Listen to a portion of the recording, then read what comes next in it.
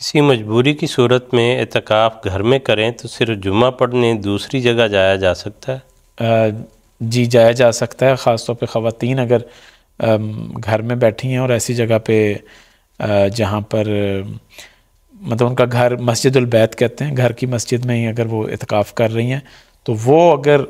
جمعے کے لیے کہیں جانا چاہتی ہیں، اگرچہ جمعہ بھی ان پر فرض نہیں ہے خواتین پر باجماعت، لیکن اگر وہ جانا چاہتی ہیں تو اس میں جا سکتی ہیں، سیدھا چلی جائیں اور پھر واپس آ جائیں۔ مجھے یاد ہے مسجد مبارک ربوہ میں جو معتکفین تھے وہ مسجد مبارک میں اعتکاف بیٹھا کرتے تھے اور مسجد اقصیٰ میں جمعہ ہوا کرتا تھا،